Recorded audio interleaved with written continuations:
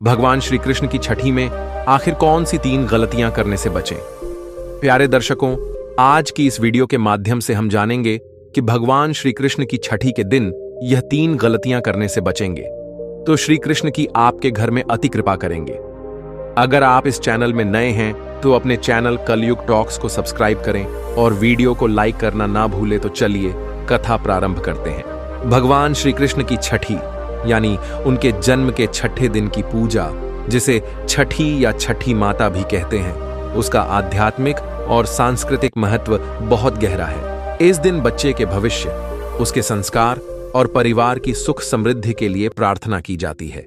किंतु शास्त्र और परंपराओं में बताया गया है कि 3 बड़ी भूलें इस दिन नहीं करनी चाहिए। इसे और जीवंत बनाने के लिए मैं इसे एक कथा के माध्यम से विस्तार से बता रहा हूं। कथा, छठी का महत्व और 3 भूलों का रहस्य। कभी द्वारका में भगवान श्री कृष्ण के पोते अन्मद का जन्म हुआ। पूरा नगर उत्सव मना रहा था। जब उसका छठा दिन आया तो महल में भव्य छठी की तैयारी हुई। रुक्मिणी जी ने बड़ी श्रद्धा से व्रत किया, दीपक जलाए, कथा सुनी और बालक के भविष्य की मंगल कामना की। किंतु उसी समय नारद मुनि वहां प्रकट हुए। उन्होंने देखा कि कई परिवारजन कुछ भूल कर रहे हैं। नारद जी मुस्कुराए और बोले, हे यदुवंशी, यह दिन केवल उत्सव का नहीं है, बल्कि यह वह क्षण है जब विधाता स्वयं आकर शिशु की किस्मत लिखते हैं। यदि इस दिन 3 भूल हो जाएं, तो बच्चे का भविष्य बाधित हो सकता है। पहली भूल, व्यर्थ का अहंकार और दिखावा। नारद जी ने देखा कि कुछ लोग केवल दूसरों को दिखाने के लिए बहुत बड़ा आयोजन कर रहे थे। सोने चांदी की थालियां सजाई गई थीं, लेकिन मन में दिखावा और घमंड था। नारद जी बोले, छठी का असली उद्देश्य भक्ति और विनम्रता है। यदि मन में अहंकार आ जाए कि देखो हम सबसे बड़े हैं, हम सबसे अधिक खर्च कर रहे हैं, तो विधाता का आशीर्वाद कमजोर पड़ जाता है। बच्चे के भाग्य में विनम्रता और संतोष तभी आता है जब छठी का उत्सव सादगी और सच्चे भाव से किया जाए। दूसरी भूल, अशुद्धता और कलह। उसी दिन कुछ घरों में कलह हो रहा था। भाई भाई झगड़ रहे थे कि पूजा कौन करेगा।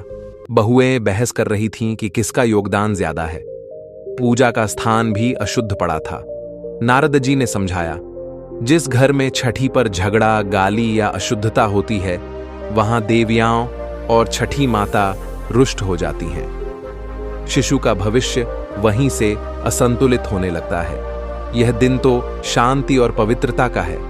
जैसे कन्या के विवाह पर शुभता आवश्यक है, वैसे ही शिशु की छठी पर शुद्ध वातावरण अनिवार्य है। तीसरी भूल, विधाता की लेखनी को हल्के में लेना। नारद जी ने फिर देखा कि कुछ लोग कह रहे थे, भाग्य तो हम खुद बनाते हैं, छठी मट्ठी कुछ नहीं होता, बस रस्म निभानी है। तब नारद जी गंभीर स्वर में बोले, याद रखो, छठी का दिन वह दिव्य रात्रि है जब विधाता शिशु की किस्मत लिखते हैं।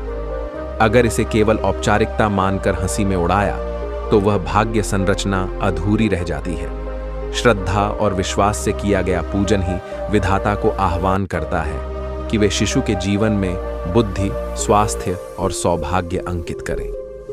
द्वारका में उस दिन बड़ा हर्षोल्लास था। भगवान श्री कृष्ण के पोते अन्मद का जन्म हुआ था और अब उसके जीवन का छठा दिन आ पहुंचा था। राजमहल दीपों से जगमगा रहा था, पुष्पों से सजाया गया था और चारों ओर मंगल गीत गाए जा रहे थे। रुक्मिणी जी ने बड़ी श्रद्धा से छठी की पूजा की तैयारी की। सब ओर उल्लास था कि तभी दिव्य वीणा की ध्वनि सुनाई दी। नारद मुनि महल में पधारे। वे मुस्कुराए और बोले, आज की रात अत्यंत पवित्र है। इस रात को हल्के में मत लेना, क्योंकि यहीं से शिशु के भाग्य की लकीरें खिंचती हैं। नारद जी ने देखा कि कई लोग पूजा को केवल दिखावे के लिए कर रहे हैं। सोने चांदी की थालियां सजाई गई थीं, पर मन में भक्ति कम और अभिमान अधिक था। नारद जी ने गंभीर होकर कहा, जब मन में अहंकार होता है तो पूजा का सच्चा फल नष्ट हो जाता है। छठी का सौंदर्य सादगी और विनम्रता में है, न कि बाहरी प्रदर्शन में। महल के भीतर जहां गंधर्व और अप्सराएं गीत गा रही थीं, वहीं बाहर स्त्रियां आपस में झगड़ रही थीं। कुछ घरों में तो इस पावन अवसर पर गाली गलौज और कलह हो रहा था। पूजा का स्थान भी पूरी तरह से पवित्र नहीं रखा गया था। यह देखकर नारद जी की दृष्टि गंभीर हो गई। उन्होंने कहा, यह दिन केवल अनुष्ठान का नहीं है, यह शांति और पवित्रता का दिन है।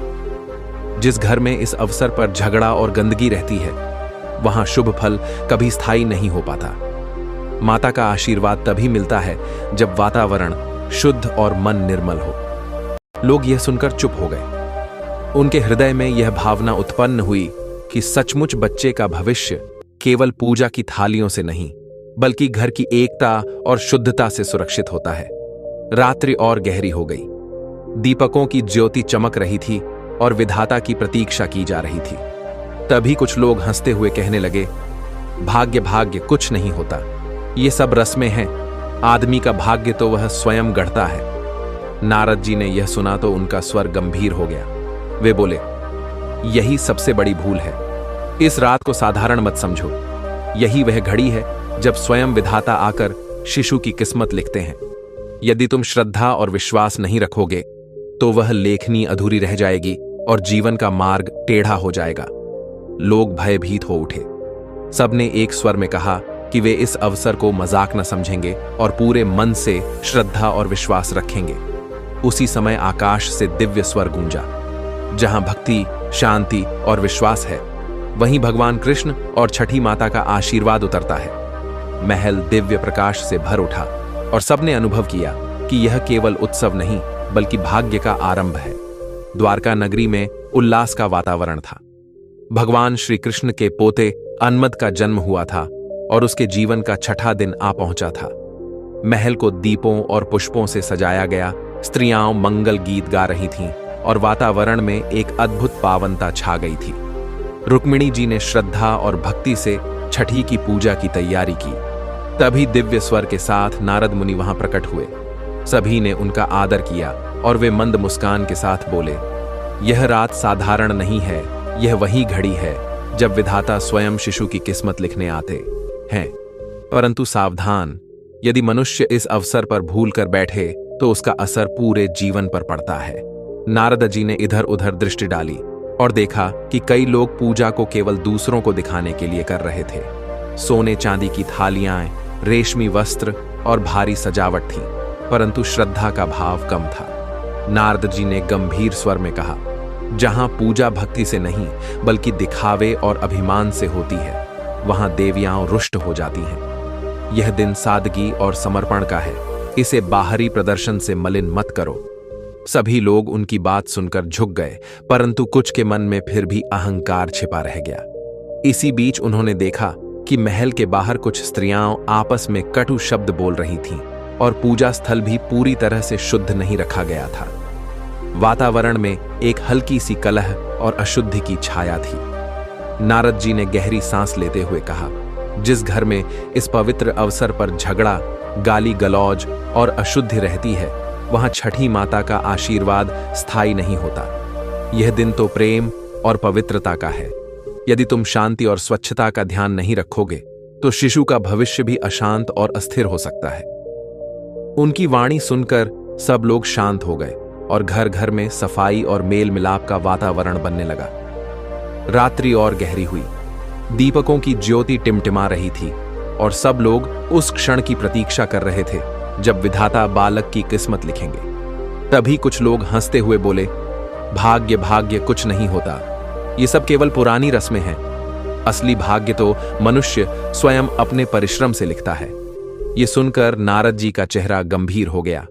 उन्होंने कहा, यही सबसे बड़ी भूल है। छठी की रात को हल्के में लेना स्वयं अपने भविष्य को अपूर्ण करने जैसा है। यह वह घड़ी है जब विधाता भाग्य की रेखाएं अंकित करते हैं। यदि तुम श्रद्धा और विश्वास नहीं रखोगे तो वह लेखनी अधूरी रह जाएगी और जीवन का मार्ग टेढ़ा और कठिन हो जाएगा। इतना सुनते ही लोगों के हृदय बदल गए। उन्होंने प्रण किया कि इस अवसर को वे कभी मजाक या औपचारिकता नहीं समझेंगे। सबने मिलकर श्रद्धा, शांति और विश्वास के साथ पूजा संपन्न की। तभी आकाश से दिव्य स्वर गूंजा, जहां भक्ति है, जहां घर में मेल है और जहां विश्वास है, वहीं भगवान कृष्ण और छठी माता का आशीर्वाद उतरता है। पूरा महल दिव्य प्रकाश से भर उठा और सबके हृदय में यह गहरी अनुभूति जागी कि छठी केवल उत्सव नहीं है, बल्कि यह जीवन और भाग्य का आरंभ है।